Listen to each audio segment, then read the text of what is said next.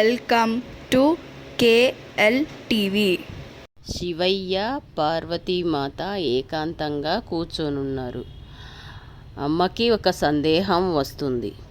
పార్వతీదేవి పరమేశ్వరుణ్ణి ఇలా అడుగుతుంది. స్వామి, ఈ ముల్లోకాలను మీరు పాలిస్తుంటారు కదా, ప్రపంచంలో చెడ్డవాళ్ళు, పాపాలు చేసేవాళ్ళు, ఎన్నడూ సహాయం చేయనివాడు ఎందుకు సుఖంగా ఉంటున్నారు, ఎందుకు వాళ్ళే ధనవంతులుగా ఉంటున్నారు? అప్పుడు ఆ పరమేశ్వరుడు ప్రశ్నకు తప్పక సమాధానం చెప్తాను. ఇప్పుడు కాదు, మనం భూలోకం సంచారం చేసి వద్దాము కదా అని అంటాడు. అలా పార్వతీ పరమేశ్వరులు అడవి మార్గంలో వెళ్తుండగా మార్గంలో ఒక పెద్ద వృక్షం నేలకు ఒరిగి కేవలం దాని వేర్లు మాత్రమే భూమిలో ఉన్నాయి. ఆ పరమేశ్వరుడు చూసుకోకుండా నడుస్తుంటే ఉడికి ఆ వృక్షము తగిలి ముందుకు పడిపోతాడు. దీంతో కాలికి బాగా గాయమై రక్తం కారుతూ ఉంటుంది. పార్వతీదేవి బాధపడుతూ కంగారు పడి తన చీర కొంగు చించి గాయానికి కట్టుకడుతుంది. కానీ ఆ పరమేశ్వరుడు మాత్రం ఆ వృక్షానికి నువ్వు ఇంకా బాగా విశాలంగా తయారవ్వమని, అడవిలో అన్నిటికన్నా పెద్ద వృక్షంగా మారాలని ఇచ్చాడు. పార్వతీదేవికి ఏమీ అర్థం కాలేదు. అదేంటి స్వామి, ఈ వృక్షం వల్ల అంత పెద్ద గాయం అయ్యింది మీకు, మీరు ఈ వృక్షానికి ఎందుకు సాయం చేస్తున్నారు? పైగా అన్ని వృక్షాల కన్నా పెద్దగా అవ్వమని వరము ఎందుకు చెప్తున్నారు, వరమిచ్చి చెప్తున్నారు? ఇలా ఏంటో నాకు అర్థం కావడం లేదు స్వామి అని అంటుంది పార్వతీమాత. ఇప్పుడు ఈ ప్రశ్నకు నేను తప్పక సమాధానం చెప్తాను. ఇప్పుడు మాత్రం తిరిగి కైలాసానికి వెళ్దాం పద అని అంటాడు పరమేశ్వరుడు. పార్వతీదేవి తిరిగి కైలాసానికి ప్రయాణమైన తర్వాత కూడా పార్వతీదేవికి భూలోకంలో జరిగిన దాని గురించే ఆలోచిస్తుంది. స్వామి ఎందుకు ఆ విధంగా ఆ వృక్షానికి అన్నిటికన్నా పెద్ద వృక్షము ఎదగమని వరాన్ని ఎందుకు ఇచ్చాడు అని అదే ఆలోచిస్తూ ఉండబట్టలేక అదే సందేహాన్ని అడుగుతుంది. ఈ ప్రపంచంలో పాపాత్ములు మనుషులు, ప్రభావం ఉన్న మనుషులు సంతోషంగా ఉంటారు, సుఖంగా ఉంటారు. సుఖవంతమైన జీవితం ఎందుకు గడుపుతారు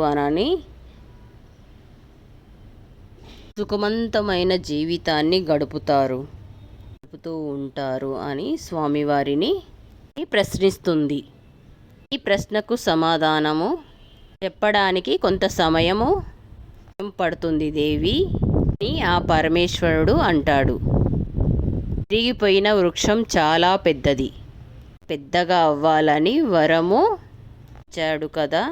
ఆ వృక్షం అతి కొద్ది రోజుల్లోనే అడవిలో పెద్ద వృక్షంగా మారిపోయింది. ఆ వృక్షం ఎదురుగా ఆ అడవిలో ప్రతి వృక్షం కూడా చిన్నదే కనిపిస్తుంది. ఇప్పుడు మనుషులు ఎలా ఉన్నారంటే తమ దుష్ట స్వభావాన్ని ఎవరూ వదులుకోవడం లేదు, వారి చెడు అలవాట్లను కూడా లేదు. అలాగే ఇంకా కొంతమంది నీచతత్వాన్ని తను చనిపోయే అంతవరకు కూడా వదలడం లేదు. చెరుకులోని గుణమేమిటి? తీయదనం అని అందరికీ తెలుసు. చెరుకు ఎప్పుడు కూడా తనలో తీయదనాన్ని ఎలా వదలదో అలాగే మామిడిలోని గుణమేమిటి? పులుపు. దాన్ని కూడా అది ఎప్పుడూ వదలదు. అలాగే చెడ్డ మనుషులు కూడా అలవాట్లను వదలలేరు. ఈ విధంగా చెడ్డ పనులు చేసేవారు, అత్యాచారాలు చేసేవారు స్వభావాన్ని వారు చేసే పనులు కూడా వదలలేరు. అలాగే ఆ వృక్షం అంత పెద్దగా అయినా కూడా దాని స్వభావం అది వదలలేదు. రోజు కూడా పక్షులకి ఆశ్రయము ఇచ్చేది కాదు, గూడు కట్టుకోనిచ్చేది కాదు. పరమేశ్వరుడు ఈ ముల్లోకాలకి దేవుడు. ఆయన అన్నీ చూస్తూనే ఉంటాడు. ఇంతలో వసంత ఋతువు వచ్చింది. కొత్త కొత్త చిగురులు వేస్తూ ఆ వృక్షం చాలా పచ్చగా అందంగా తయారయ్యింది. అహంకారంతో ఆకాశానికి ఎదిగిపోయి ఉంటుంది.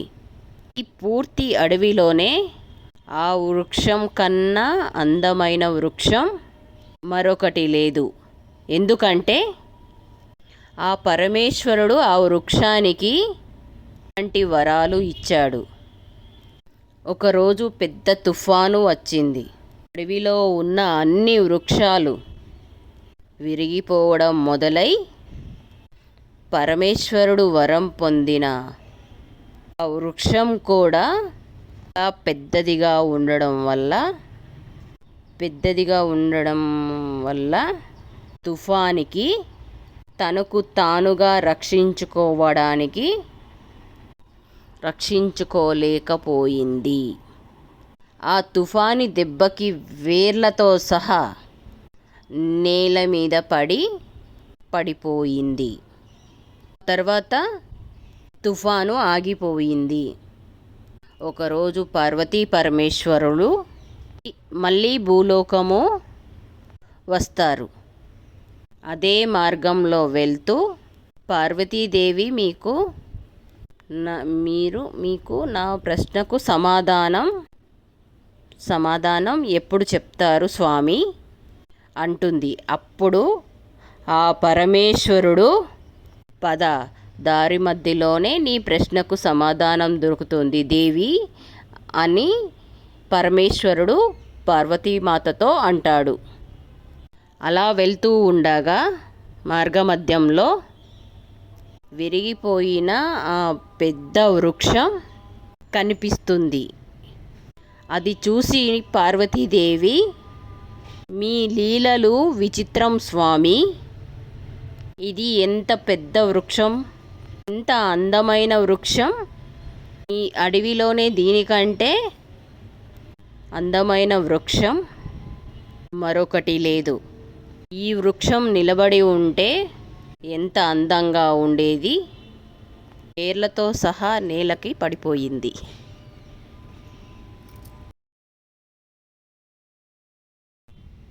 దీనికి కారణం ఏంటి అని అడుగుతుంది పార్వతీమాత. శివుడు ఈ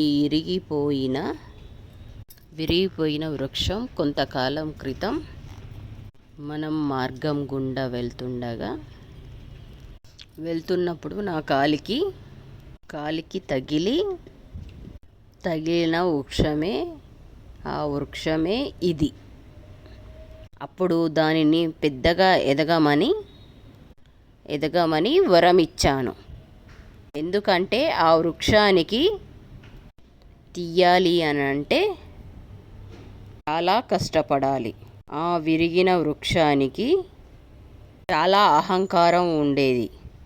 అందుకే దానిని ఎదగమని వరం ఇచ్చాను. ఇప్పుడు ఇది ఎంత విశాలంగా మారినా దాని అహంకారం వదలలేదు. పక్షులని కూడా తనపై గూడు కట్టుకోనివ్వలేదు. బాటసారులకి, యాత్రికులకు కూడా నీడనివ్వలేదు. నీడనివ్వకుండా ఆకులను ముడుచుకునేది. అందుకే ఈ వృక్షం చాలా అపకారి, పెద్ద పాపి, అహంకారి. తన జీవితంలో ఎవ్వరికీ కూడా ఏనాడు ఉపయోగపడలేదు, ఒక మంచి పని కూడా చేయలేదు. అందుకే ఈ వృక్షం సర్వనాశనం కావాల్సిందే. ఈ విశాలంగా అయిపోయిన తర్వాత పతనం దానంతట చివరికి తెచ్చుకొని విరిగిపోయింది. ఇప్పుడు నేను కష్టపడాల్సిన అవసరం లేదు. అలాగే ఎవరైతే దుష్టులు, దుర్మార్గులు ఉంటారో వారు కొంతకాలమే సుఖంగా ఉంటారు, సంతోషంగా ఉంటారు. ధనవంతులుగా, బలవంతులుగా ఎదిగి సుఖంగా బతుకుతారు. నేను వారికి ఒక సమయంలో తెలియజేస్తాను. ధర్మ మార్గంలో రావడానికి అవకాశం ఇస్తాను.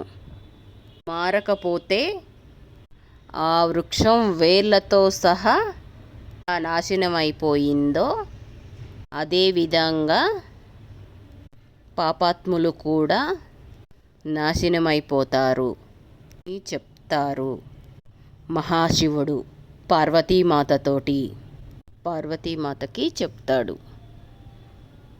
అమ్మ ఇలా అనుకుంటుంది, ఆహా, ఇందుకే కావచ్చు నాకు ఉదాహరణ చూపెట్టడానికే శివుడు ఇంతకాలం ఆగిండ్రు, ఎదగమని ఆ పెద్ద వృక్షానికి వరం ఇచ్చాడు.